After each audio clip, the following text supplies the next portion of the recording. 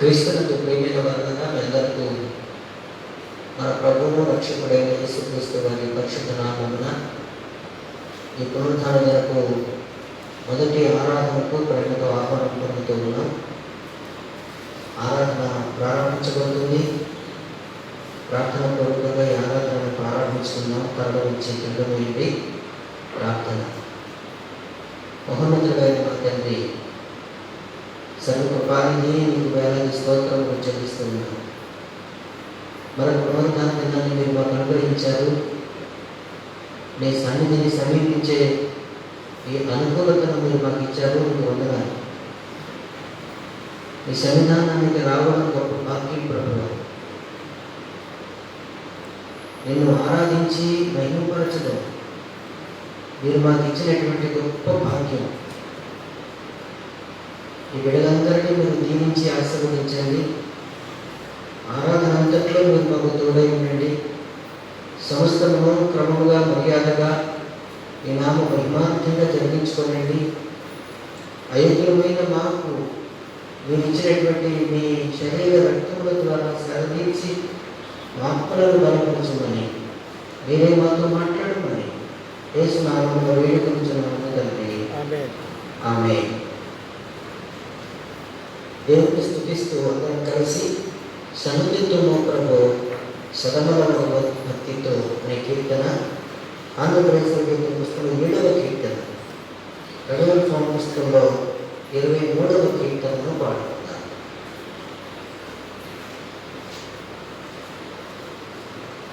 సన్నుతింతు ప్రభు సదమలమగు భక్తితో, సన్నుతింతు ప్రభు సదమలమగు భక్తితో,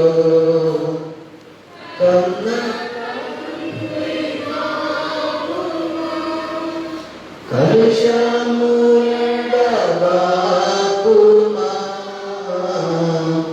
సన్నుతింతు ప్రభు సదమలమగు భక్తితో, నీతి సూర్య తేజమా జ్యోతిరత్నరాజమా, నీతి సూర్య తేజమా జ్యోతిరత్నరాజమా,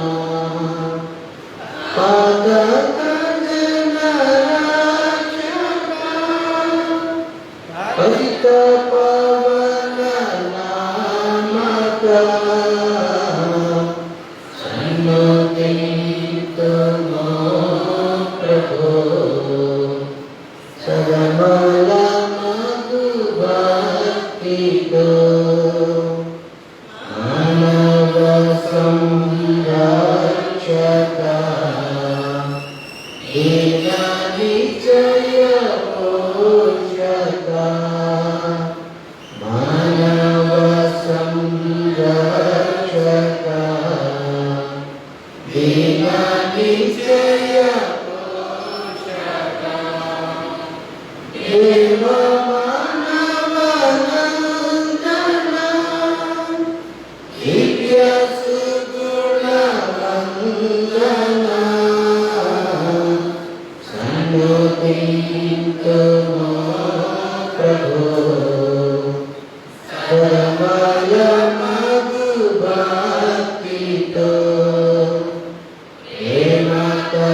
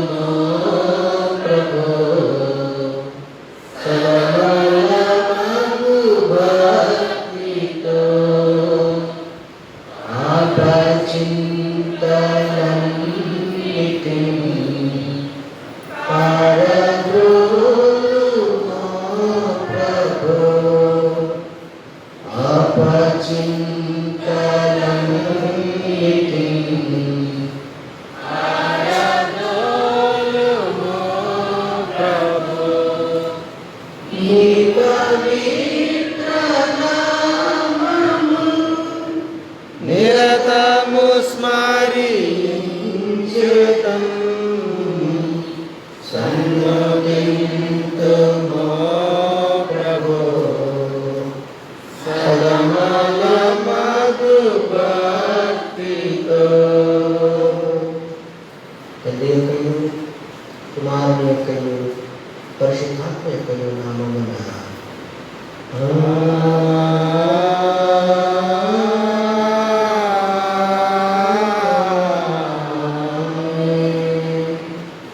నీ వెలుగు సత్యము బయలుదేర చేయము. అవి నాకు ప్రవచించును. అవి నీ పరిశుద్ధ పర్వతములకును నివాస స్థలములకును నన్ను తోడుకొని వచ్చును. అప్పుడు నేను దేవుని బలిపీఠం వద్దకు నాకు ఆనంద సంతోషములు కలుగును. దేవుని వద్దకు చేరగలను.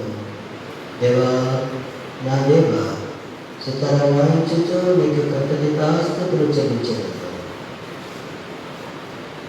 ప్రభువుకు ప్రియులారా, ప్రభురాత్రి భోజన సంస్కారం సిద్ధపడలాగున పాపం పట్టుదల ఆరాధన క్రమంలో జరిపించుకున్నాను. ఈ పాపం పట్టుదల ఆరాధనలో ఒప్పుదల అనే భావన అనుసరిద్దాం. హృదయం పరిశోధించడు సర్వశక్తి గల దేవుని సముఖమందు నేను నడువదనగా మీరు స్వభావికంగా పాపులని చేయవలసిన మీరు చేయక చేయడానికి ఇది చేయొచ్చు. తలంపుల వలనను మాటల వలనను క్రియల వలనను మన రక్షకులకు దేవునికి దుఃఖమును కోపమును కలుగు చేసిరని అందువలన ఆయన శిక్షావిధికి న్యాయముగా పాత్రులని మీరు నిజంగా గ్రహించి దుఃఖించుచు ఒప్పుకొనుచున్నాము.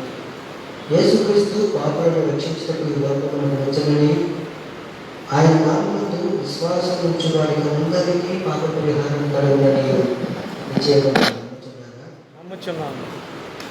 అలాగైతే మీరు సకల పాపంలో నుండి ముక్తి పొందవలెనని ఆసక్తితో కోరుచు క్రీస్తు నిమిత్తము మీ పాపములను క్షమించి సమస్త దుర్నీతి నుండి మిమ్మల్ని పవిత్రపరచుట పరలోకమందున్న మీ తండ్రి యొక్క దయగల చిత్తమని మీరు రూఢిగా నమ్ముచున్నాను. ఇంతటి నుండి పరిశుద్ధాత్మకు విధేయులై సమస్త పాపములను ద్వేషించి విడిచిపెట్టి దేవుని సన్నిధిలో ఉన్నట్లుగా జీవించు హృదయమందును ప్రవర్తన యందును పవిత్రంగా ఉండటకు దినదినము ప్రయత్నింపబడినని నిశ్చయించుకొనుచున్నారా?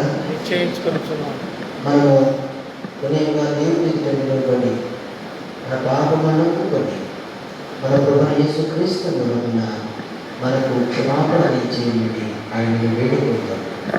అందరం కలిసి పాపము ఒప్పుకొని చెప్పుకుందాం. ఓ దేవా, మా పరలోకపు తండ్రి, నేను నీకు విరోధముగా అనేక విధమైన ఘోర పాపములు చేసి ఉన్నాను. నా పాపమును నేను సంపూర్ణంగా గ్రహించలేను కానీ నీకంతయు స్పష్టముగా తెలిసే ఉన్నది.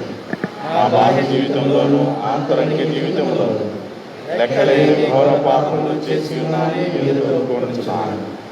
మరియు నేను పశ్చాత్తాపపడుచు నా దోషములను గురించి మనస్ఫూర్తిగా దుఃఖించుచు నీ మితిలేని కృపను బట్టి నన్ను కరుణించి నీ కుమారుడు మా ప్రభువైన యేసుక్రీస్తు నిమిత్తము నా పాపములను మన్నించి కృపతో నా బలహీనతలను కలిగింపమని నిన్ను వేడుకొనుచున్నాను.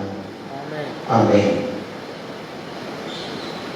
పరలోకమందున్న మన తండ్రి అయిన సర్వశక్తి గల దేవుడు మన ఎదుగుదల నుంచి తన ప్రియ కుమారుడు మన ప్రభువైన యేసుక్రీస్తు యొక్క శ్రమ మరణ పునరుత్థానముల వలన మన పాపములను క్షమించుచున్నాడు. మరియు క్రీస్తు ప్రభుని సంఘం యొక్క కాపరినైన నేను ఆయన ఇచ్చిన అధికారమును బట్టి మీలో నిజముగా పశ్చాత్తాపపడి ఆయన యందు విశ్వాసముంచు వారందరి పాపములు సంపూర్ణంగా క్షమింపబడి ఉన్నవని తండ్రి యొక్కయు కుమారుని యొక్కయు పరిశుద్ధాత్మ యొక్కయు నామమున ప్రకటించుచున్నాను.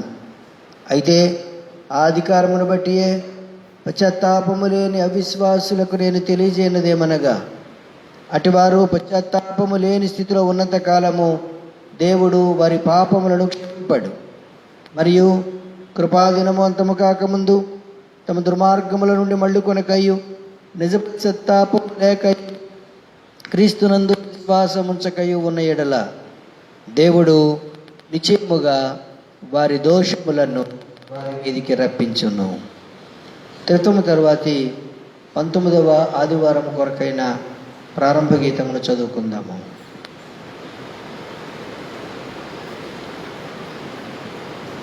నేనే నీ రక్షణ అని నాతో సెలవిమ్ము. నీతిమంతులు మొర్రపెట్టగా యెహోవా ఆలకించను. వారి శ్రమలన్నిటిలో నుండి ఆయన వారిని విడిపించను.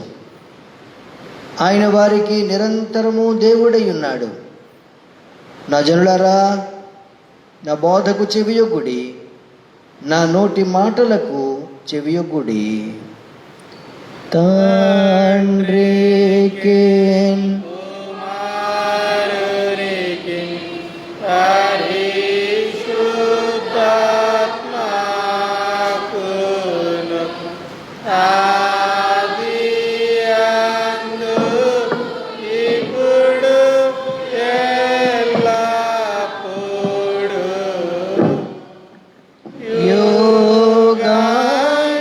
యుగయుగము అందుండునట్లు మహిమ కలుగును గాక. ఆమేన్. ప్రభువా మమ్మును కనికరింపుము.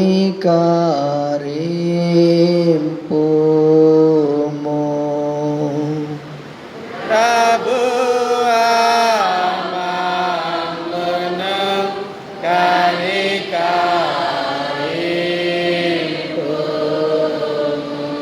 క్రీస్తు మమ్మును కనికరింపుము.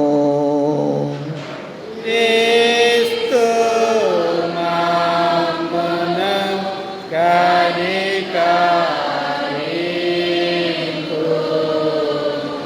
ప్రభువా మమ్మును కనికరింపుము.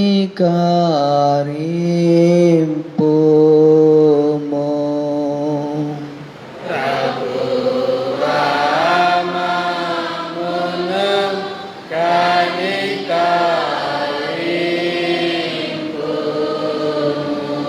సర్వోన్నతమైన వానిలో దేవునికి మహిమా. కలుగునుగాక.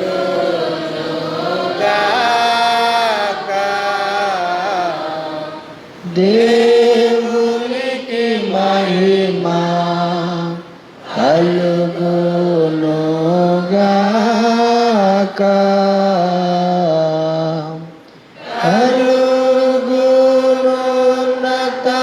కలుగునున్నతమైన ఘనస్థలము లాందున ఇలాగు సమాధానం నరులకాయనదయ.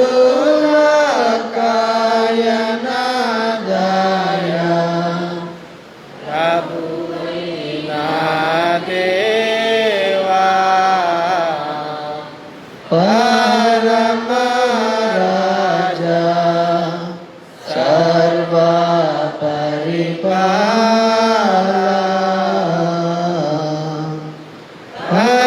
పరిపూర్ణ శక్తి గల పరమజనక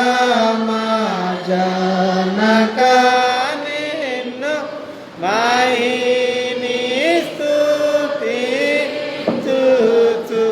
మరి పొగడుచున్నాము.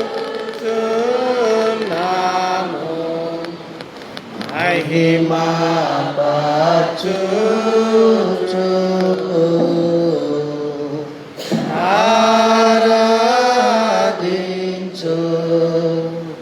ఆరాధించుచున్నాము. మహిమాతిశయము అధిదళంచియు నీకు మహిమస్తుతి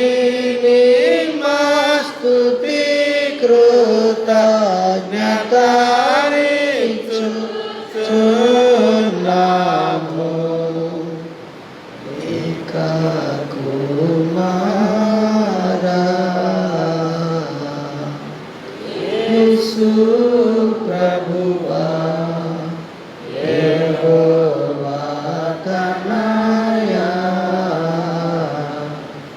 లోక పాపము మోయు ఏక దేవుని గొర్రె పిల్లమమును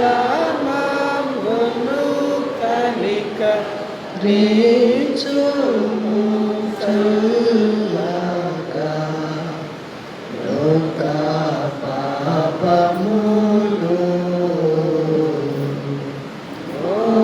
మోసికపోవు యేసు రక్షక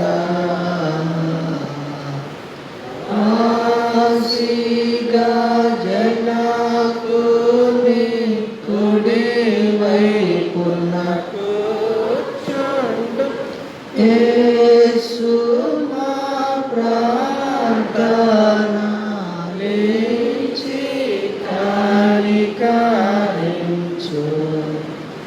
పరిశుద్ధుడావు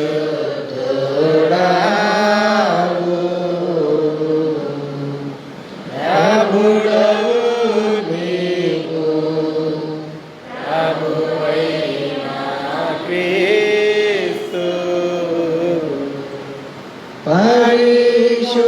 పరిశుద్ధాత్మతో తండ్రి అయినా దేవుని అందు పరిపూర్ణ మహిమతో ప్రబలుచున్నామెప్పుడు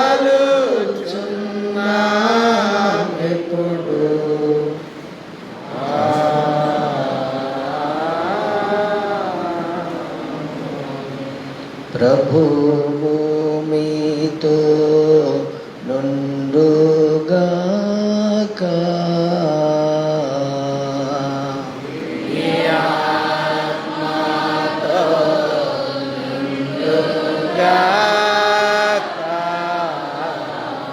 ప్రార్థింతాము. సర్వోన్నతుడైన మా తండ్రి, సర్వశక్తి మిక్కిలి కనికరం గల మా గొప్ప దేవానికి స్తోత్రములు. మేము శరీరాత్మల యందు సిద్ధముగా ఉండి నీవు కోరు వాటిని సంతోషముతో నెరవేర్చినట్లు మాకు హానికరమైన సమస్తము నుండి మమ్మల్ని తప్పించి నీ విశేష దయ వలన కాపాడుమని నీతోనూ పరిశుద్ధాత్మతోనూ సదా ఏక దేవుడై యుగయుగములో జీవించుచు పరిపాలించుచునుండు నీ కుమారుడును మా ప్రభువైన యేసుక్రీస్తు ద్వారా వేడుకొనుచున్నాము. ఆమేన్. కూర్చోనండి. త్రిత్వం తరువాతి 19వ ఆదివారం కొరకైన లేఖన భాగములు చదివేందుకు రావాలని కోరుతున్నాను. పత్రిక వాక్య భాగము అపోస్తలుడైన పౌలు ఎఫెసీయులకు రాసిన పత్రిక 4వ అధ్యాయము 22వ వచనం నుండి 28వ వచనం వరకు.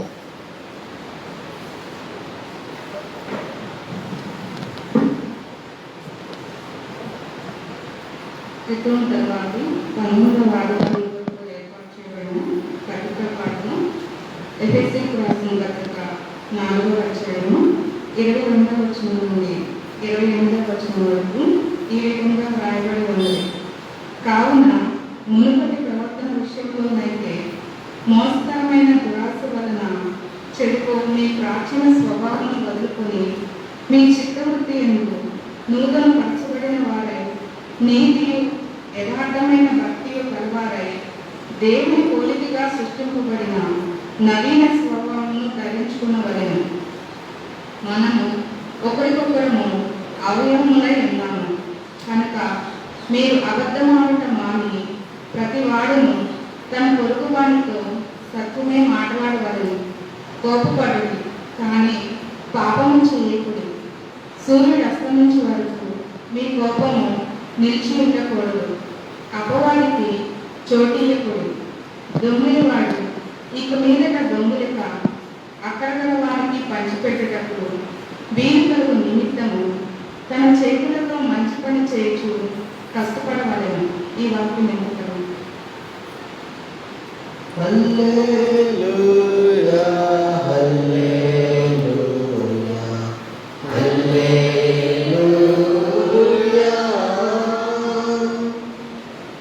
సువార్త వాక్య భాగము మత్తయి సువార్త 9వ అధ్యాయము 1 నుంచి 8 వచనాలు.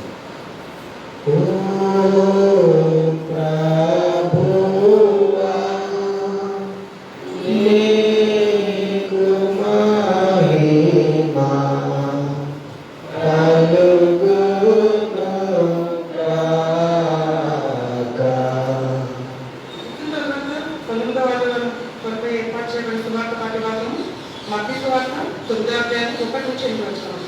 తర్వాత ఆయన ధోనికి సముద్రం దాటి తన పట్టణంలో ప్రవేశించగా ఇదిగో జల్లు పక్షవారితో మంచం పట్టినప్పుడు ఆయన ఎదురు తీసుకొచ్చింది.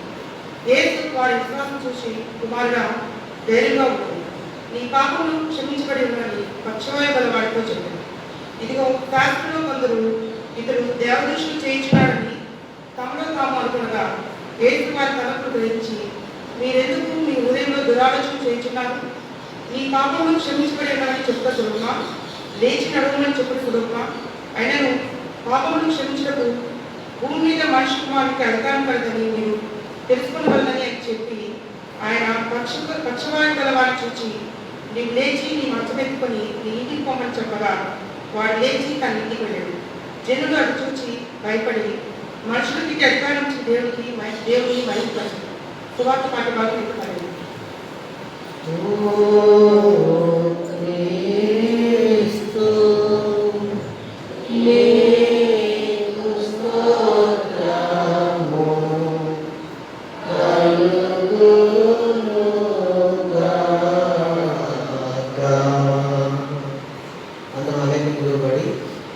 విశ్వాస ప్రమాణము విశ్వాసంగా అంగీకరిస్తారు. సృజించిన సృజించిన సర్వశక్తి గల దేవుని నమ్ముచున్నాను. ఆయన ఏకైక కుమారుడు అద్వితీయుడు యేసుక్రీస్తును నమ్ముచున్నాను. ఈ జగమన్నిటికి ముందు తండ్రి నుండి కలిగిన వాడు, దేవుడి నుండి దేవుడును, వెలుగు నుండి వెలుగును, నిజమైన దేవుడి నుండి నిజమైన దేవుడును, సృజింపబడక జన్మించిన వాడును, తండ్రితో ఏకతత్వము గలవాడును, సమస్తమును కలుగజేసిన వాడునై ఉన్నాడు. ఈయన మానవులను మన కొరకును మన రక్షణ కొరకును దిగి అవతరించి మనుషుడాయనని కొద్ది అధికారం కింద మన కొరకు సిలువవేయబడి సమాధి చేయబడి ప్రకారము మూడవ దినమున లేచి పరలోకం ఎక్కి కుడి చేతి వైపున కూర్చుండి ఉన్నాడని సజీవులకు మృతులకు తీర్పు చేయటకు అక్కడి నుంచి వచ్చినట్లు గమనించినాను. ఆయన రాజ్యములో అంతం లేదని నమ్ముచున్నాను. తండ్రిని కుమారుని బయలువేయవచ్చు, తండ్రితోనూ కుమారునితోనూ ఏకముగా ఆరాధింపబడచ్చు, మహిమపరచబడచ్చు. ప్రవక్తల ద్వారా మాట్లాడిన వాడు, జీవమునకు దాతయు ప్రభువునకు పరిశుద్ధాత్మను నమ్ముచున్నాను. మరియు పరిశుద్ధమైన క్రైస్తవ అపోస్తల ఏక సంఘమును నమ్ముచున్నాను. పాప పరిహారముకైన ఒకే బాప్తిస్మము పొందవచ్చు. రాబో లోక సంఘమును బ్రతుకు కొరకు నిరీక్షించుచున్నాను. ఆమె కూర్చోండి.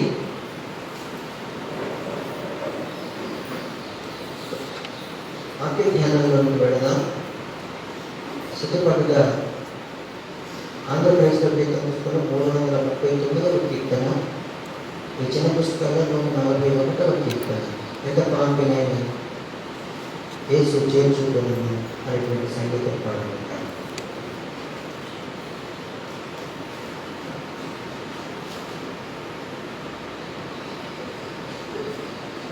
ఎంత ప్రాంతమైన యేసు చేర్చుకున్నాను అనే సంగీతం. ఎంత పాపినైనను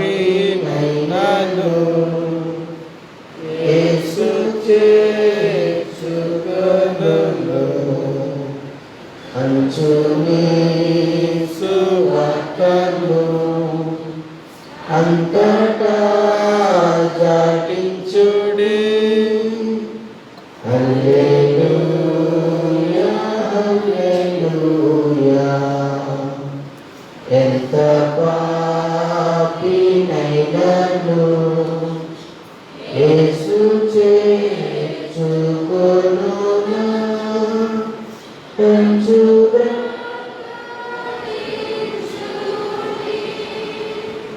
వెళ్ళు నేరుగా క్షమాపణం పూర్ణ సమాధానము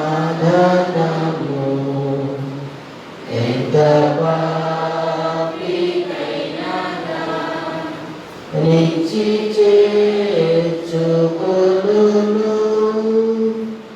హల్లెలూయా హల్లెలూయా ఎంత పాపినైనను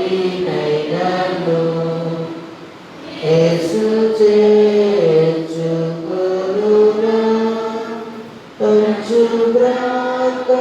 ప్రకటించుడి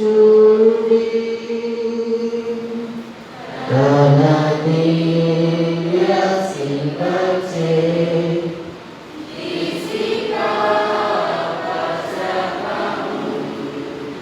నన్ను పవిత్రపరచెను. నాకు హాయినిచ్చెను. హల్లెలూయా హల్లెలూయా ఎంత పాపినైనను యేసు చేర్చుకొనును.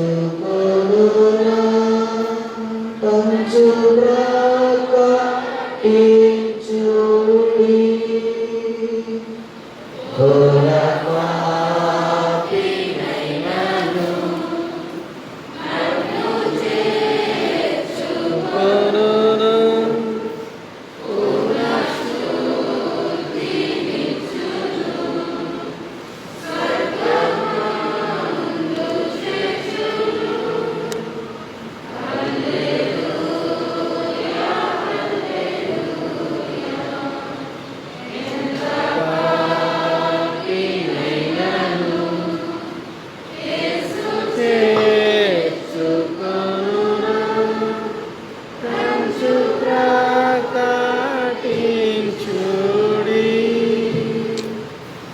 మన తండ్రి దేవుని నుండి ప్రభువైన యేసుక్రీస్తు నుండి కృపయు సమాధానము మీకు కలుగును గాక.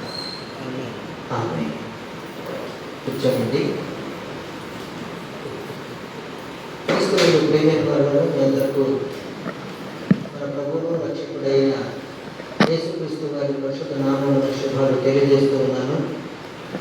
యారాధనలో ప్రవేశపెట్టిన దేవాది దేవునికి నేను వందనాలు కృతజ్ఞతలు చెల్లిస్తూ ఉన్నాను. చదువుడిన లేఖన భాగాల్లో మత్తయి సువార్త 9వ అధ్యాయము 6వ వచనాన్ని చదువుకుందాం. అయినను పాపములను క్షమించుటకు భూమి మీద మనిషి కుమారునికి అధికారం కలదని మీరు తెలిసి కొనవలెను. పాపములను క్షమించుటకు భూమి మీద మనిషి కుమారునికి అధికారం కలదని మీరు తెలిసి కొనవలెను. ప్రార్థన చేసుకుందాం. మహోన్నతుడైన మా తండ్రి, మహాపరిశుద్ధుడైన మా గొప్ప దైవానికి స్తోత్రము. ఈ పునరుద్ధాన దినమందు ఈ వాక్కులను వినడానికి సిద్ధపడుతున్న ప్రతి బిడ్డను మీరు వాక్కుతో సంధించండి. నన్ను మరుగుపరచండి. నీ మాటలను నా ద్వారా నీ బిడ్డలకు అందించండి. నీ ప్రేమను, విరిచే క్షమను అర్థం చేసుకోగలిగినటువంటి ఆత్మజ్ఞానము దయచేయమని, వినగలిగే చెవి, గ్రహించే మనస్సు, ఆచరణాత్మకమైన జీవితం నీ బిడ్డలందరికీ దయచేసి మీరే మహిమ పొందమని యేసునాథుని పేరు ప్రార్థించుతున్నాము తండ్రి. ఆమేన్. అక్టోబర్ నెలలో క్రైస్తవ సంఘం జ్ఞాపకం చేసుకునే ఒక చారిత్రక సంఘటన మత దిద్దుబాటు, రిఫార్మేషన్. ఇది కేవలం నూతన సంఘానికి సంబంధించిన పండుగ కాదు. కేవలం ప్రొటెస్టెంట్ సంఘాలన్నీ ఈ సంఘటనలను జ్ఞాపకం చేసుకొని పునరుజ్జీవింపబడడానికి మనం ప్రయత్నం చేయాల్సినటువంటి సమయం ఇది. ఈ నెలలో సంఘ సంస్కర్త అయిన రెవరెండ్ డాక్టర్ మార్టిన్ లూథర్ను సంస్కరణకు సంబంధించిన చారిత్రక ఘట్టాలను తప్పక మనం పునశ్చరణ చేసుకుంటాం. దేవుడు మార్టిన్ లూథర్ను నిలబెట్టుకుని ఆనాటి కేథోలిక్ మత వ్యవస్థకు తీటుగా నిలబడి క్రైస్తవ సంఘాన్ని సరైనటువంటి మార్గంలో నడిపించడానికి, వాక్యపు వెలుగులో నడిపించడానికి మార్టిన్ లూథర్ను ఆత్మతో నింపిన దేవాది దేవుడికి మనం కృతజ్ఞతలు చెల్లించాలి. మార్టిన్ లూథర్ను మత సంస్కరణకు పురుకొల్పిన అనేక అనుభవాలను చరిత్ర పుటలు భద్రం చేశారు. అనేక అనుభవాలలో ఒక్క అనుభవాన్ని మనం గుర్తించి నేటి లేఖన భాగాలను ధ్యానించాలని నేను తలస్తూ ఉన్నాను.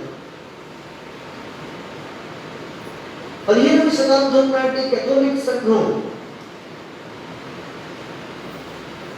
తప్పుడు సిద్ధాంతాలతో ప్రజలను భయప్రాంతులకు గురి చేసింది.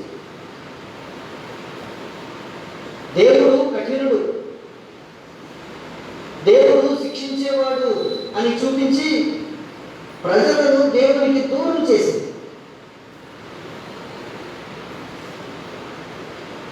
విశ్వాసము, దేవుని కృప, పశ్చాత్తాపము ఇలాంటి వాటికి ఏమాత్రము ప్రాధాన్యత ఇవ్వకుండా కేవలం మీరు పాప పరిహార పత్రాలు కొంటే చాలు, మీకు పాప పరిహారం లభిస్తుంది, పాప క్షమాపణ లభిస్తుంది, పరలోక ప్రవేశము లభిస్తుంది అని తప్పుడు విధానంలో ప్రజలను నడిపించింది ఆనాటి సంఘం. మార్టిన్ లూథర్ వాక్యంచే వెలిగింపబడి దేవుడు కఠినుడు కాదు, ఆయన ప్రేమమయుడు, దేవుడు కృపామయుడు, ఆయన శిక్షించేవాడు కాదు, ఆయన క్షమించేవాడు, రక్షించేవాడు అని గ్రహించాడు. ఈ గ్రహింపు, దేవుడు ప్రేమమయుడు, ఆయన క్షమించేవాడు అని మార్టిన్ లూథర్కు కలిగినటువంటి ఆ గ్రహింపు మత సంస్కరణకు పునాదైంది. ఈరోజు మనం ధ్యానించబోయే అంశము క్షమాపణాధికారము. క్షమాపణాధికారం మనం చదువుకున్నటువంటి లేఖన భాగం మత్తయి సువార్త 9వ అధ్యాయము 6వ వచనంలో ఒక పక్షవాతం కలిగినటువంటి రోగిని స్వస్థపరిచిన సందర్భంలో యేసుక్రీస్తుపై ఆనాటి శాస్త్రులు మత సంబంధమైన దాడి చేయడం ప్రారంభించారు. ఇదిగో నీవు దేవదూషణ చేస్తున్నావు అని దాన్ని ఖండిస్తూ తన అధికారాన్ని చాలా స్పష్టంగా ఆ వచనంలో తెలియజేశారు. చూడండి 6వ వచనం, పాపమును క్షమించుటకు భూమి మీద మనిషి కుమారునికి అధికారము కలదు. పక్షవాతం కలిగినటువంటి ఒక రోగిని స్వస్థపరిచిన సంఘటన కపెర్నహూములో జరిగింది. మొదటి 3 సువార్తల్లోనూ ఒక చిన్న చిన్న మార్పులతో ఈ సంఘటన వ్రాయబడింది. పక్షవాతంతో ఉన్నటువంటి వ్యక్తిని కొందరు మనుషులు యేసుక్రీస్తు దగ్గరికి తీసుకొచ్చారు.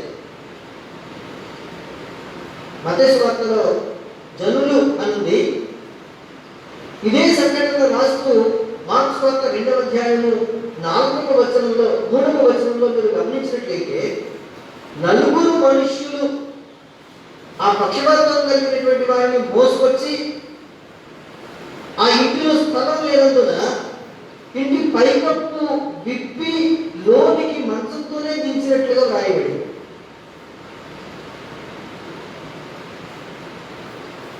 పక్షవాత రోగిని ప్రభు దగ్గరకు తీసుకుని వచ్చినటువంటి ఆ నలుగురిని గురించి కొన్ని విషయాలు మీరు గమనించాలని నేను కోరుతున్నాను. ఆ నలుగురిని గురించినటువంటి కొన్ని విషయాలు. ఆ నలుగురు రోగి యొక్క సమస్యను మానవత దృక్పథంతో అర్థం చేసుకున్నారు. ఆ నలుగురు తమ స్నేహితుడు లేక తమ పొరుగువాడు,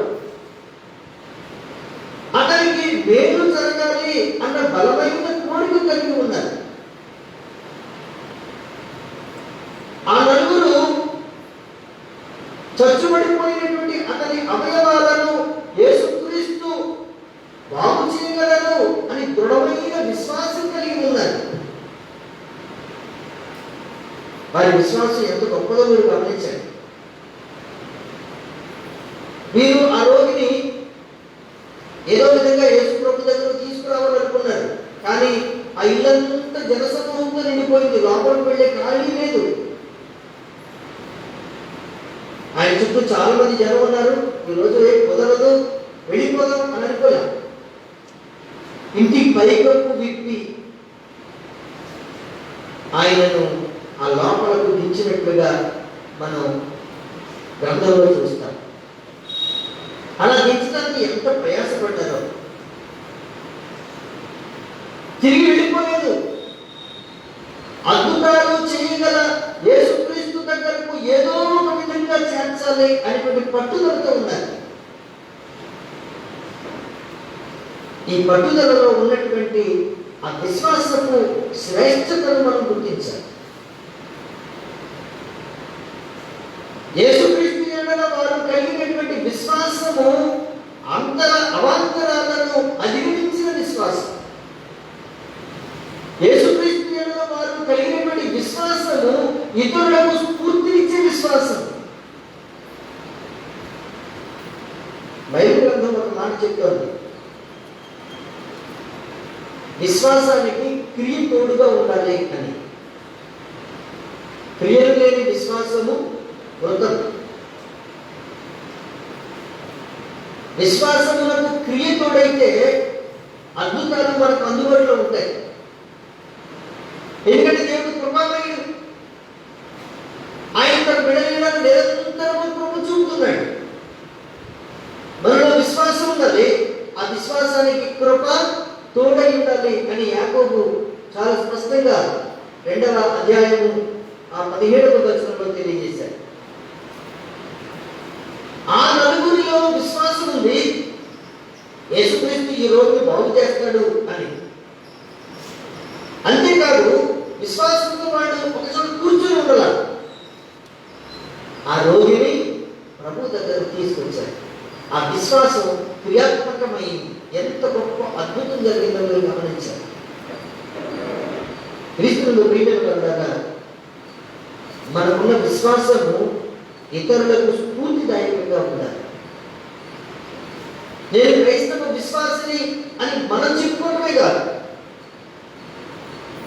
ఇతరులు ఈయన క్రైస్తవ విశ్వాసి అని చెప్పగలిగిన స్థితి క్రైస్తవ విశ్వాస జీవితంలో ఉండాలి. మొట్టమొదటి క్రైస్తవులు అని పిలువబడిన వారు అంత్యోకయలో ఉన్న సంఘం. విశేషం ఏంటంటే మేము క్రైస్తవులు అని అంత్యోకయ సంఘం చెప్పుకోలేదు. ఇతరులు వారిని చూసి వీరు క్రైస్తవులు అని చెప్పారు. మన విశ్వాసం, మన క్రియలు క్రీస్తును ప్రతిబింబించేవిగా, ఇతరులకు స్ఫూర్తిదాయకంగా ఉండాలి. మన విశ్వాసము, మన క్రియలు ఇతరులు విశ్వాసంలో చైతన్యవంతులు కావడానికి అంతేగాని ఇతరులు అమ్మో మనం మళ్ళా యేసు ప్రభు దగ్గరికి వెళ్ళకూడదు అన్నట్టుగా ఉండకూడదు. ఈ నలుగురి విశ్వాసం, ఈ నలుగురి పట్టుదల చూసినప్పుడు పక్షవాతంతో చలనం లేకుండా ఉన్నటువంటి ఆ పక్షవాత రోగి యొక్క అంతరంగం కూడా కదిలించబడి ఉంటుంది. అంతేకాదు వారి విశ్వాసము ప్రభువు దృష్టిని ఆకర్షించింది. చూడండి, ఆ మాట ఇక్కడ స్పష్టంగా ఉంది. 2వ వచనంలో, 9వ అధ్యాయం 2వ వచనంలో, జనులు పక్షవాయువుతో మంచము పట్టి ఒకరిని ఆయన వద్దకు తీసుకొని వచ్చి యేసు వారి విశ్వాసమును చూచి, వారి విశ్వాసం ప్రభువును ఆకర్షించింది. యేసు స్వామి మనలో ఏం చూస్తారు? విశ్వాసాన్ని చూస్తారు. మనలో విశ్వాసం ప్రభువును ఆకర్షించేదిగా ఉండాలి. విశ్వాసం ద్వారా కృపచేతనే రక్షణ. ఆయన కృపామయుడు, పాపను క్షమించేవాడు. ఆయన సిద్ధంగా ఉన్నాడు. మనం అడగడం కంటే ముందుగా ఆయన ఇవ్వడానికి సిద్ధంగా ఉన్నాడు. అయితే విశ్వాసముతో మనం ఆయనను అప్రోచ్ అవ్వాలి. విశ్వాసం ద్వారా కృపచేతనే రక్షణ, పాప క్షమాపణ, అద్భుతాలు జరుగుతాయి అనే విషయాన్ని మత సంస్కరణ ఉద్యమం వెలుగులోకి తీసుకువచ్చింది. ప్రభు దగ్గరకు కేవట ఆ వ్యక్తి జీవితంలో అద్భుతం జరిగేది. క్రీస్తునందు ప్రేమైన వారులారా, ఒక్క ప్రశ్న మనం వేసుకుందాం. రక్షణ పొందని నీ స్నేహితుడికి రక్షణ అవసరం ఉందని ఎప్పుడైనా గుర్తించావా? ఇంకా రక్షణ లేనటువంటి పాప క్షమాపణ పొందుకోకుండా ఈ లోకంలోనే జీవిస్తున్నటువంటి నీ పొరుగు వారికి రక్షణ అవసరం ఉంది అని ఎప్పుడైనా అతనిని యేసు ప్రభు దగ్గరకు తీసుకురాగలిగావా? ఈనాడు ఎంతో మంది నిరాశాపూరితమైన జీవితం జీవిస్తున్న వాళ్ళు ఉన్నారు. శాంతి సమాధానాలు లేక నెమ్మది లేనటువంటి వారు ఎంతమంది ఉన్నారు. అలాంటి వారిని మనం ప్రభు దగ్గరకు నడిపించే వారిగా ఉండాలని నేను కోరుతున్నాను. ఒక మాట మీరు గమనించండి. మన విశ్వాసము, మన క్రియలు ఇతరులకు స్ఫూర్తినిచ్చేవిగా ఉండాలి. మనందుకు మనం ఎవరిని రక్షించలేము. రక్షించగలమా? మనందుకు మనం ఎవరిని బాగు చేయలేము. యేసుక్రీస్తు దగ్గరకు తీసుకురాగలిగితే చాలు, ఆయనే అద్భుతాలు చేస్తాడు. పాపములను క్షమిస్తాడు, రోగముల నుంచి బాగు చేస్తాడు, మన జీవితాలనే మార్చేస్తాడు. ఆ నలుగురు చేసింది ఎంత శ్రేష్టమైన కార్యమో మీరు గమనించారు. యేసుక్రీస్తు ప్రభు వారు వారి విశ్వాసాన్ని దృష్టించారు, గొప్ప అద్భుతాన్ని జరిగించారు. అద్భుతాన్ని జరిగించారు. 3వ వచనంలో ప్రభువారు ఆ 2వ వచనంలో చెప్తున్నారు, యేసు వారి విశ్వాసమును చూచి, కుమారుడా ధైర్యంగా ఉండను, నీ పాపములు క్షమింపబడి ఉన్నవని పక్షవాయువు గల వానితో చెప్పాడు. కుమారుడా ధైర్యంగా ఉండవు. అతనిలో గుండె ధైర్యం పోయింది. సుదీర్ఘ కాలం నుంచి వ్యాధిగ్రస్తుడై కదలేని స్థితిలో ఇతరుల మీద ఆధారపడి, ఇతరుల చేత దూషింపబడి, తనను ధైర్యం కోల్పోయి నిరాశ నిస్పృహలతో బ్రతుకుతున్నవాడు.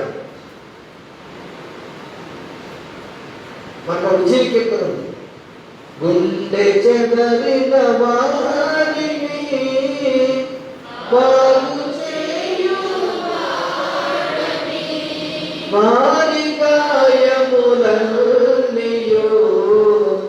కట్టుచున్న వాడని దేవునికి స్తోత్రము గానము చేయుటయే మంచిది మనమందరము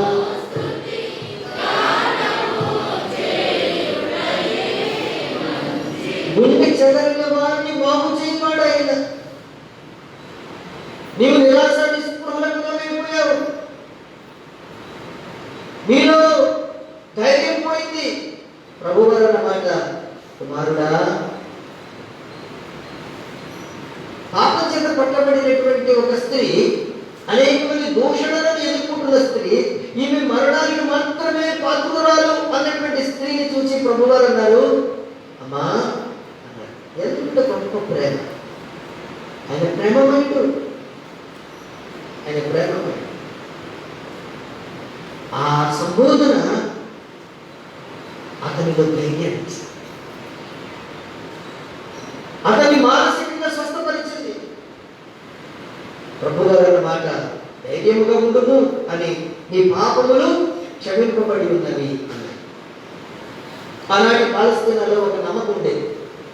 అదేంటంటే అన్ని రోగాలు పాపం వల్లనే వస్తాయి అని. పాపాలు క్షమించబడితే తప్ప రోగము నయము కాదు అనేటువంటి ఒక నమ్మిక ఆనాటి సమాజంలో. అందుకే యేసు ప్రభు వారు మొట్టమొదటి నీ రోగం స్వస్థపరచబడిందని చెప్పలా, ఏమన్నారు? నీ పాపములు క్షమింపబడి ఉన్నవి అని అన్నారు. యేసుక్రీస్తు మానవాళి పాప రోగాన్ని క్షమించి తీసివేయడానికే ఈ లోకానికి వచ్చారు అనే సత్యాన్ని మనం గుర్తించాలి.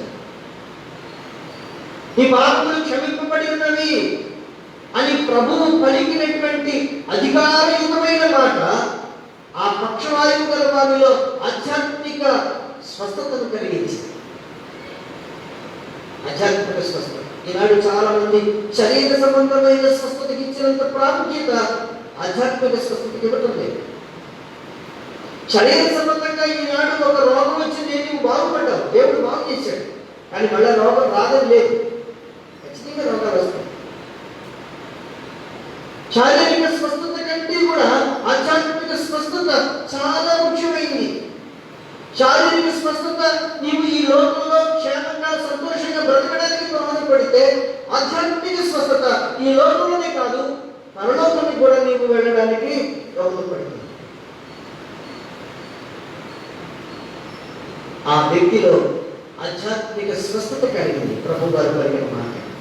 కానీ యేసు ప్రభు గారిని శాస్త్రులు విమర్శించడం ప్రారంభించారు. ఏమనంటే, ఇతడు దేవదూషణ చేస్తున్నాడు, నీ పాపములు క్షమింపబడి ఉన్నవి అని అనగలిగిన వాడు దేవుడు ఒక్కడే.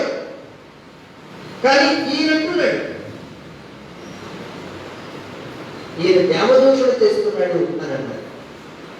వారితో ప్రభు అన్నటువంటి మరొక మాటను మీరు గమనించాలని కోరుతున్నాను.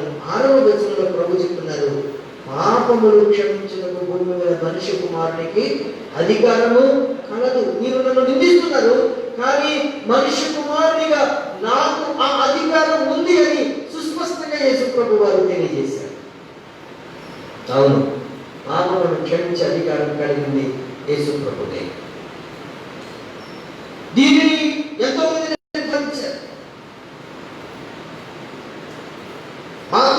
యోహాను తన శిష్యులకు యేసును చూపించి, ఇదిగో లోక పాపములను మోసుకొని పోవు దేవుని గొర్రెపిల్ల అని చెప్పాడు. ఆయన ఎందుకు ఈ లోకానికి శరీరధారిగా వచ్చారు అని అంటే, లోక పాపములను మోసుకుపోయి తీసివేయడానికి వచ్చాడు. అపోస్తలులు బోధించారు. అపోస్తల కార్యముల గ్రంథము 5వ అధ్యాయము 31వ వచనాన్ని మనం చదువుకుందాం. 5వ అధ్యాయము 31వ వచనం నేను చదువుతున్నాను. ఇశ్రాయేలులకు మారు మనస్సును పాప క్షమాపణను దయచేయుటకై దేవుడు ఆయనను అధిపతినిగాను రక్షకునిగాను తన దక్షిణ హస్త బలము చేత హెచ్చించి ఉన్నాడు. ఆయనను ఈ లోకానికి ఎందుకు పంపించాడు? ఆయనను సిలువకు ఎందుకు అప్పగించాడు?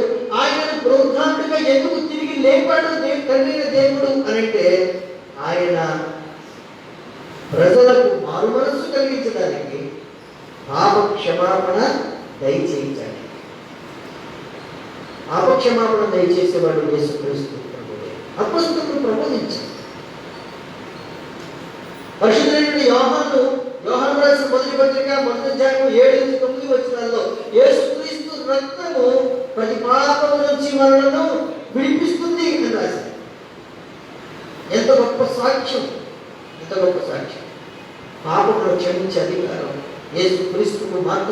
ఉన్నది అనే విషయం మనకు సుస్పష్టంగా అర్థమవుతుంది.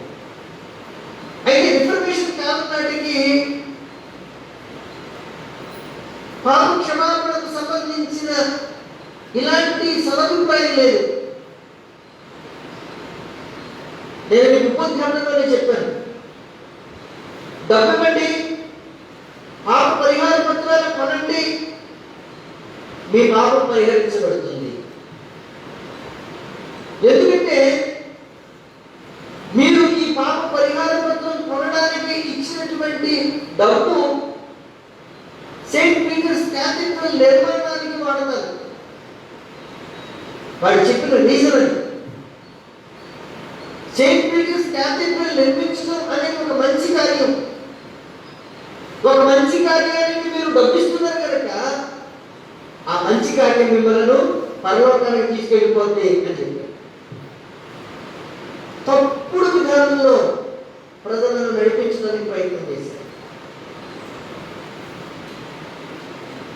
వాక్య సత్యాన్ని మీరు గమనించారు. బైబిల్ చెప్తోంది, పరిశుద్ధత లేకుండా ఎవరు ప్రభువును చూడలేడు. మరి పాపాలు పరిహరించబడకుండా ఎవడు పరిశుద్ధుడు కాలేడు. మనం చేసే మంచి కార్యాలు, నీతి కార్యాలు దేవుని దృష్టిలో మురికి గుడ్డల వలె ఉన్నాయి. వాక్య సత్యం బోధిస్తాం, అవి మనలను పరలోకానికి నడిపించలేదు. మన ముందు ఉన్నటువంటి మతాధికారులు, పోప్ కానీ, బిషప్ కానీ, ఫాదర్ కానీ, పాస్టర్ కానీ ఎవరైనా పాపమును క్షమించగలరా? క్షమించలేరు. అయితే ఇక్కడ ఒక క్లారిఫికేషన్ మీకు ఇవ్వాలి. మనం ప్రభావిత భోజన సంస్కారం కొరకు సిద్ధపడే ఆరాధన క్రమంలో అందరూ కలిసి పాపాలు ఒప్పుకున్నాం. ఒకసారి మీరు వెనకండి, అందరు కలిసి పాపాలు ఒప్పుకున్నా ఒప్పుకున్న తర్వాత పాస్టర్ గారు పాప క్షమాపణ చెప్తారు. ఒకసారి మీరు ఆ ఆరాధనను తెరవండి, మీకు ఆ వివరణ ఖచ్చితంగా ఇచ్చి తీరాలి.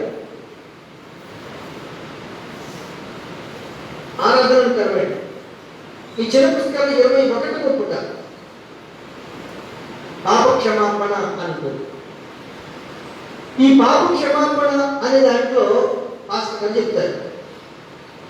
ఏమని చెప్తారు చూడండి. నేను 4వ లైన్ నుంచి చదువుతున్నాను.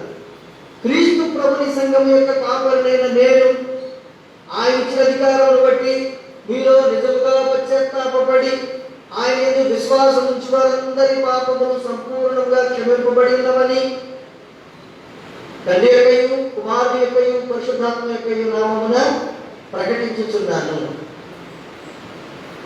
మరి ఇదేంటి? ఇప్పుడే చెప్పుకున్నాం, పోప్ కానీ, బిషప్ కానీ, ఫాదర్ కానీ, పాస్టర్ కానీ ఎవరు పాప క్షమాపణ లేదు. కానీ ఇక్కడ పాస్టర్ గారు చెప్తున్నారు ఏమని? మీ పాపములు క్షమింపబడి ఉన్నవని నేను ప్రకటిస్తున్నాను. మరి దీని ఏమనాలి? ఇక్కడ ఒక విషయం మీరు గమనించాలి. పాప క్షమాపణ ఇచ్చేది నేను కాదు.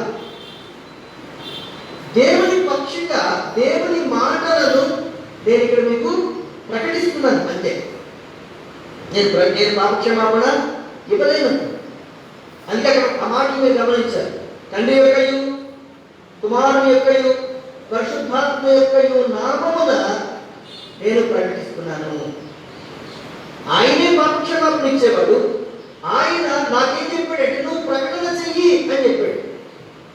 నా పక్షంగా నువ్వు ప్రకటన చెయ్యి అని చెప్పాడు. ఆయన పక్షంగా నేను ఎగ్జిబిట్ చేస్తున్నాను అంతే. కానీ పాపములను క్షమించే అధికారం యేసుక్రీస్తు ప్రభువుకి ఉంది అనే సంగతిని మనం గమనించాలి. విశ్వాసంతో పశ్చాత్తాప హృదయంతో ప్రభు దగ్గరకు వచ్చిన ఎంత పాపినైనా ఆయన క్షమిస్తాడు.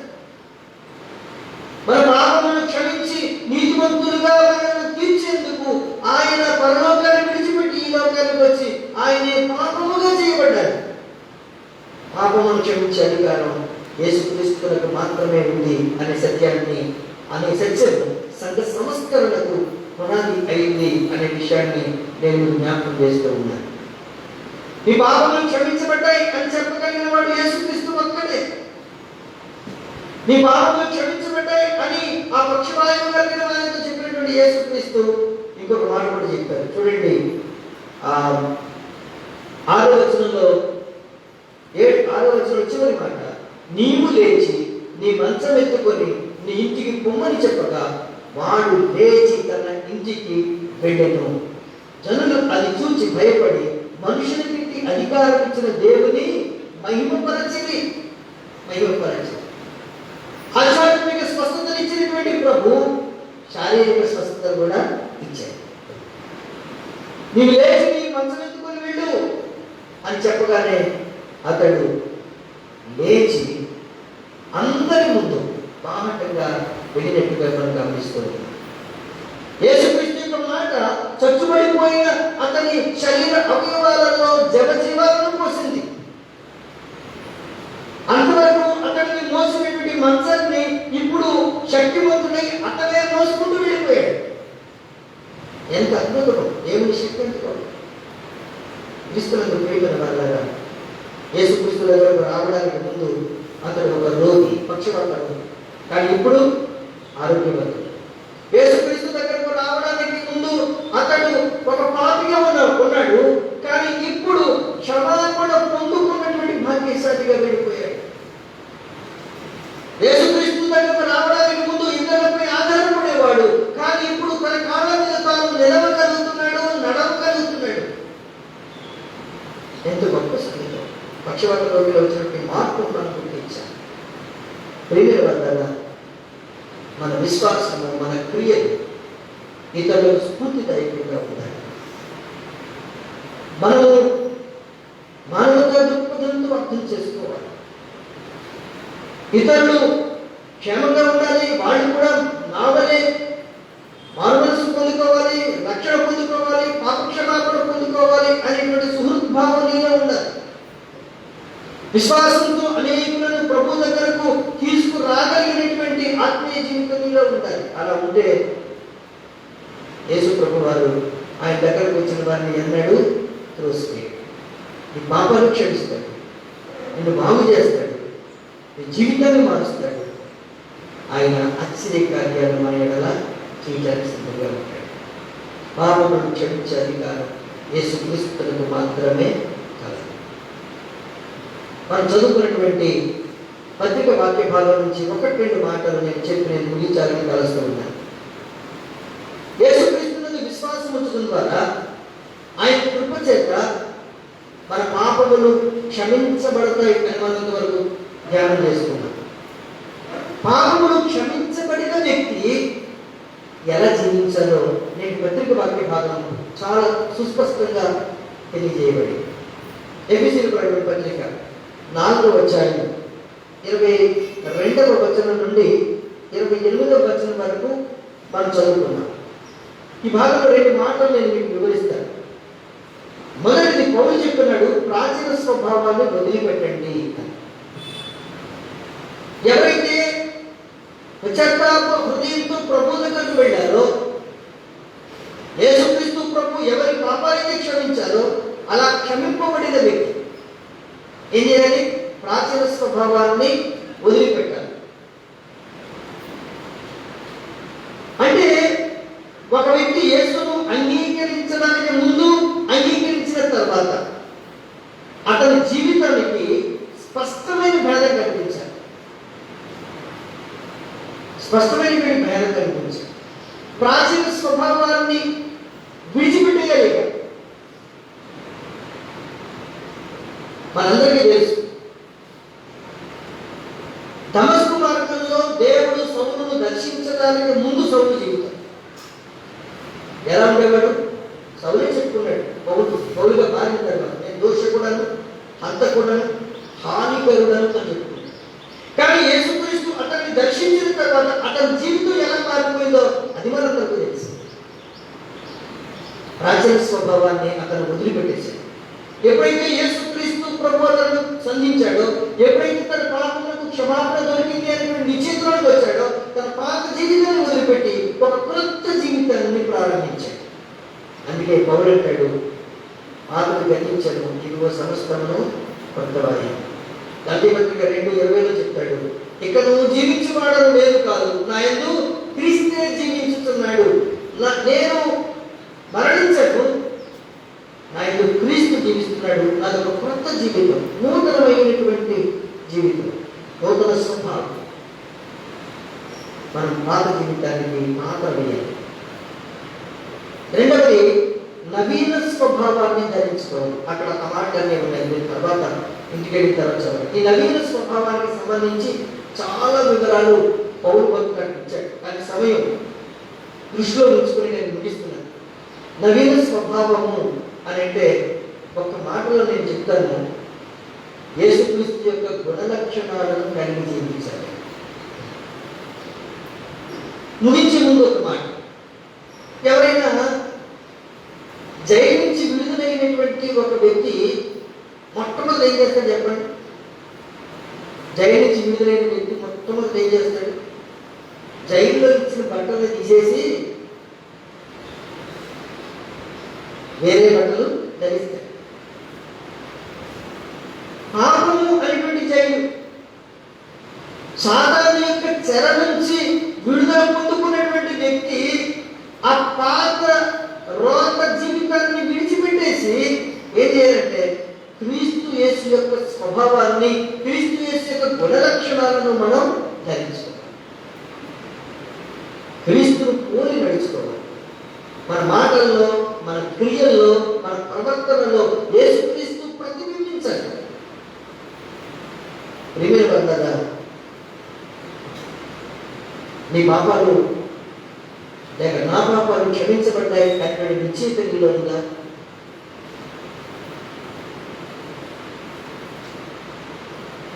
రక్షింపబడిన విశ్వాసిగా, నీ పాపములు క్షమింపబడినటువంటి విశ్వాసిగా క్రీస్తు ప్రభుని గుణలక్షణాలు, ఆయన స్వభావాన్ని కలిగి నీ లోకంలో జీవిస్తున్నావా? ప్రభు రాకడకు మనం సిద్ధపడుతున్నాం. రాకడకు సిద్ధపడుతున్నటువంటి దినాలలో మనం మరొకసారి మన జీవితాన్ని పరిశీలన చేసుకోవడానికి దేవుడు మనకు మంచి అవకాశాలను కలిగిస్తూ ఉన్నాడు. యేసుక్రీస్తు మాత్రమే పాపములను క్షమించగలిగిన అధికారం కలిగిన వాడు. ఆయన దగ్గరకు వచ్చి పాప క్షమాపణ పొందుతుంది.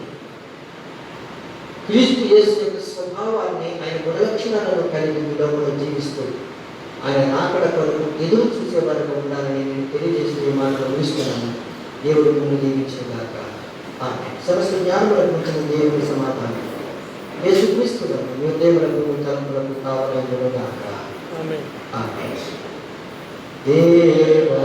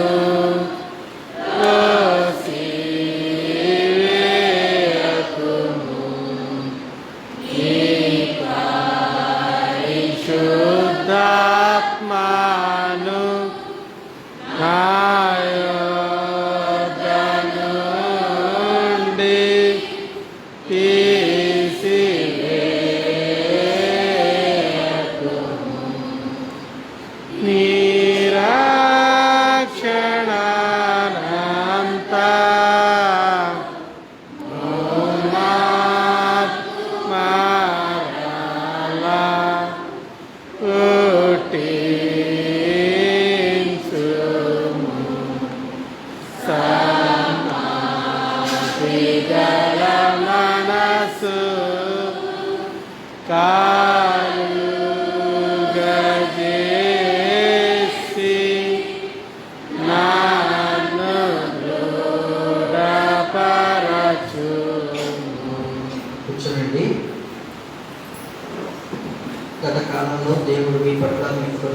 వారు చేసిన మేలును ఉపకారాలను బట్టి కృతజ్ఞతాపూర్వకంగా కానుకలు సమర్పించదలిచిన వారంటే ముందుకు రావాలని ఆహ్వానిస్తూ ఉంటారు. కృతజ్ఞత కానుకలు ప్రత్యేక అర్పణలు ఉన్న వారు ముందుకు రండి, మీ కొరకు ప్రార్థన చేయబడుతుంది.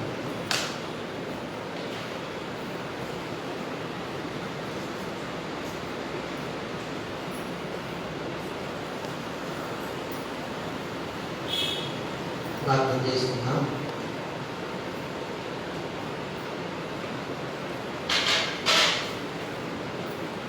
మహోన్నతుడా, మహాపరిశుద్ధుడా, నీ పవిత్ర నామమునకు వెంటనే స్తోత్రములు. నీ ప్రియ బిడ్డలు ఈ సన్నిధానానికి వచ్చారు. వారిని మీరు ఇంతవరకు కాపాడి సంరక్షించిన విధానాన్ని బట్టి మీకు వందనస్తుమై ఉన్నాం. నీవు మమ్మల్ని మరువని దేవుడు ప్రభువా. బిడ్డలను వారి వారి కుటుంబాలను మీరు క్షేమాన్ని ఇచ్చి నడిపించారు. వారు చేయించిన పనులలో తోడయించున్నారు. విశ్వాసంతో వారిని బలపరిచారు. దేవుడు మమ్మల్ని మరిచిపోలేదు అని నీ ప్రియబిడ్డల హృదయాలు ఎంతో సంతోషంతోనూ నీ పట్ల కృతజ్ఞతాభావంతో నిండిపోయాయి. వారిని వారి కుటుంబాలను నియమించండి. వారికి నిర్వహించినటువంటి బహుమానాలను బట్టి స్తోత్రం చెల్లిస్తూ ఉన్నాం. నూతన సంవత్సరం దయాకిరీటం కొనుక్కున్నాడు. వారి జీవిత ప్రయాణంలో నిర్వహించినటువంటి మరొక నూతన వార్షికోత్సవ వివాహ వార్షికోత్సవాలను బట్టి ఆనందిస్తున్నాడు. అదందరినీ మీ చేతులకు అప్పగిస్తున్నాం. దీవించండి, కృప చూపించండి. రానైన కాలంలో కూడా కృపాక్షేమములే వారి వెంట వచ్చినట్టుగా దయచేయించుకోండి. దీవించి పంపించండి. యేసు నామములో వేడుకొంచున్నాము తండ్రి. ఆమేన్. తండ్రి, కుమారుడు, పరిశుద్ధాత్మ దేవుని దీవెన సదాకాలానికి తోడైనగాక. ఆమేన్.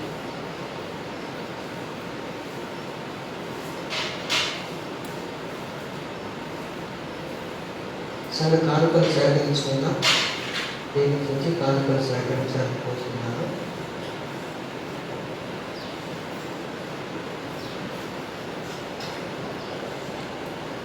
ఈ ఆరాధనలో పాల్గొన్న మేరకు సంఘపక్షంగా వందనాలు చెల్లిస్తున్నాను. ఈ రీతిగా మనమందరం విశ్వాసంలో సహవాసంలో ఎదుగుడానికి దేవునికి ఇచ్చినటువంటి ప్రతి అవకాశాన్ని బట్టి దేవాది దేవునికి స్తోత్రాలు చెల్లిస్తూ ఉంటారు. ఇప్పుడు చెప్పబడినటువంటి సందేశం కీర్తన టీవీ ఛానల్లో ఉదయం 11 గంటలకు టెలికాస్ట్ చేయబడుతుంది. ఈరోజు స్పాన్సర్ చేసిన వారు శ్రీ వత్తుల వరప్రసాద్ గారి కుటుంబం, వారికి సంఘపక్షంగా వందనాలు. ఈరోజు కమ్యూనియన్ ఉంటుంది. శుభ్రత భోజన సంస్కారం ఆచరించబడుతుంది. శుభ్రత భోజన సంస్కారం పదార్థాలు ఇచ్చిన వారు శ్రీ కుడారి భానురంజిత్ గారి కుటుంబం, వారికి సంఘపక్షంగా వందనాలు. శుక్రవారం మధ్యాహ్నం 2 గంటలకు స్త్రీల సమాజం ఉంటుంది. గత శుక్రవారం వర్షం కారణంగా ఆటంకం కలిగింది. ఎవరు డిసప్పాయింట్ అవ్వాల్సిన అవసరం లేదు. వచ్చే శుక్రవారం వాతావరణం అనుకూలంగా ఉంటుంది. ఖచ్చితంగా స్త్రీల సమాజం జరుగుతుంది అనే విషయాన్ని నేను జ్ఞాపకం చేస్తూ ఉన్నాను. వచ్చే ఆదివారం యథావిధిగా 2 ఆరాధనలు ఉంటాయి. మొదటి ఆరాధన 6 గంటలకు, రెండవ ఆరాధన 9 గంటలకు ప్రారంభించబడతాయి. గత ఆదివారం మీరు దేవునికి ఇచ్చిన కానుకలు మొదటి ఆరాధనలో 8,396 రూపాయలు, రెండవ ఆరాధనలో 9,334 రూపాయలు, మొత్తం 17,730 రూపాయలు.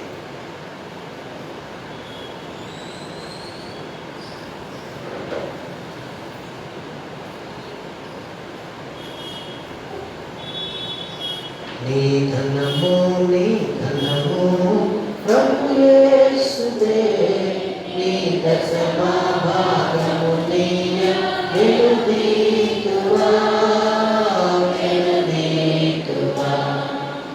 ధరలోన ధనధాన్యములనీయగా కరుణించి కాపాడి రక్షించగా పరలోకనాథుండ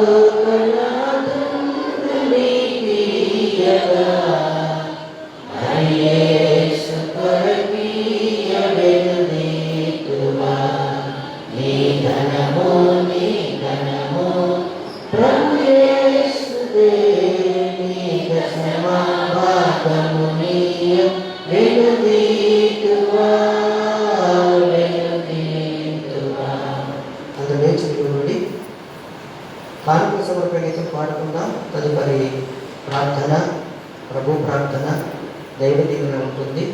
ప్రభురాత్రి భోజన సంస్కారం కొరకు సిద్ధపడిన వారు నిలిచి ఉండండి, తగ్గిన వారు సమాధానంతో సెలవు తీసుకోవాలని తెలియజేస్తూ ఉన్నారు.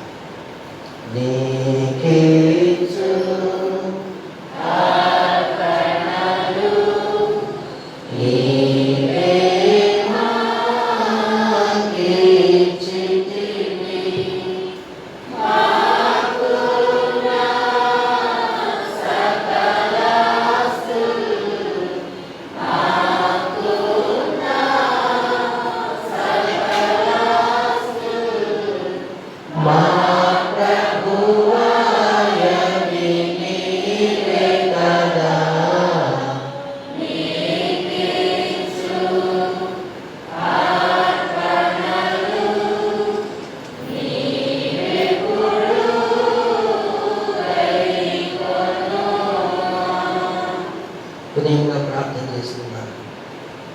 మహోన్నతమైన మా తండ్రి, సర్వోన్నతానికి స్తోత్రం. పాపులమైన మేము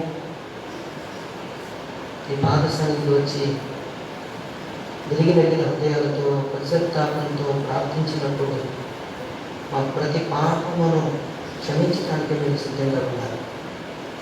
ఎంత పాపనైనా యేసు చేర్చుకున్నాను అని మేము గ్రహించే మనస్సును ప్రతి ఒక్కరికి మీరు దయచేయండి. వాక్యపు వెలుగులో మమ్మల్ని నడిపించారు. మీ సన్నిధిని ఆశ్రయించే ధన్యతను ప్రతి ఒక్కరికి మీరు అనుగ్రహించమని వేడుకుంటూ ఉన్నాను. మా తండ్రి, మేము పాపమును క్షమించబడటమే కాదు, ఆ తర్వాత ఈ లోకంలో క్రీస్తును ధరించిన వారంగా మా జీవితాన్ని కొనసాగించుకునే భాగ్యాన్ని ఇవ్వండి. చేరు చెడులందరినీ ఆశీర్వదించండి. బలహీనంగా ఉన్నవారిని బలపరచండి. సమస్యలో ఉన్న వారిని విడిపించండి. చదువుకుంటున్న బిడ్డలకు తగిన జ్ఞానము, జ్ఞాపశక్తిని మీరు అనుగ్రహించండి.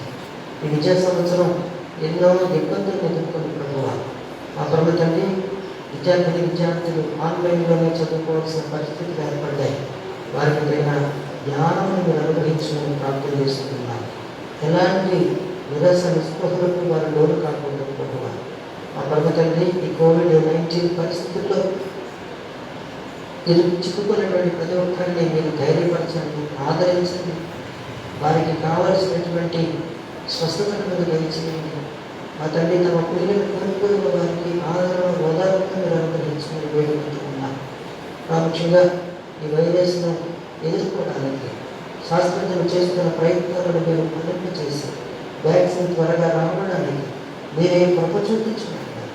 మా పరమ తండ్రి, ప్రపంచమంతా కూడా ఈ కరోనా వైరస్తో ఎంతో విలువలాడిపోతున్నటువంటి సమయంలో మేము ఉన్నాం. మా పరమ తండ్రి, ఈ విపత్తు నుంచి మాకు విడుదల కలుగు చేయమని ప్రార్థన చేస్తూ ఉన్నాను. మా పరమ తండ్రి, మా సంఘానికి సంబంధించిన ప్రతి బిడ్డను మీ చేతులకు అప్పగిస్తూ ఉన్నాను. ఒక్కొక్కరిని పేరు దీవించండి. చేయించిన పనులలో మీరు తోడుగా ఉండండి. విశ్వాసంలో బలపరిచి స్థిరపరచండి.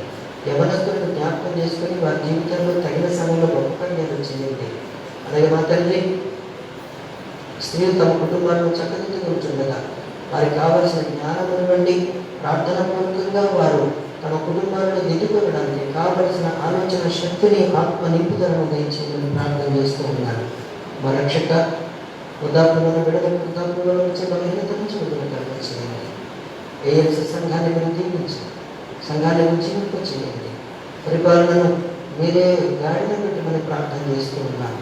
మా రాష్ట్రాన్ని, మా దేశాన్ని మీరు దీవించండి. అయినా అధికారులు, పరిపాలకులు అందరి వరకు ప్రార్థిస్తూ ఉన్నాను. మా తండ్రి, వారికి క్షేమాన్ని ఇవ్వండి. నీతియుక్తమైన పరిపాలన అందించే దిశగా వారిని నడిపించండి. మా దేవాలయం, మా గృహాలు, వాటి చుట్టూ ఇంకా అనేక మందిని నెరవేరిన వారు ఉన్నారు. వారందరి కొరకు ప్రార్థిస్తూ ఉన్నారు. వారికి క్షేమాన్ని ఇవ్వని వేడుకుంటూ ఉన్నాను. మా పరమ తండ్రి, వారందరూ క్రీస్తు యేసు ఇచ్చేటువంటి క్షమాపణను, క్రీస్తు యేసు అనుగ్రహించేటువంటి స్వస్థతను, క్రీస్తు యేసు అనుగ్రహించేటువంటి నిత్య జీవాన్ని పొందుకోవడానికి ప్రతి ఒక్కరిని శిలువ దగ్గరకు ఆకర్షించుకోమని వేడుకుంటూ ఉన్నాను. మా తండ్రి, ఇతర రాష్ట్రాల్లో, ఇతర దేశాల్లో ఉన్నటువంటి మా బిడ్డలందరి కొరకు ప్రార్థిస్తూ ఉన్నాను. వారికి మీరు క్షేమాన్ని ఇవ్వండి, దీవించండి. ఈ శరీర రక్తంలో పాలు పొందుకోవడానికి బిడ్డలు సిద్ధపడుతూ ఉండగా ఆత్మ నింపుదలను ఇవ్వండి. సేవార్థంగా వెళ్ళించిన కానుకలను వారి హృదయాల్లో స్వీకరించమని దీవించి బిడ్డను పంపించమని యేసు నామమున వేడుకొనుచున్నాము తండ్రి. ఆమేన్. పరలోకమందున మా తండ్రి,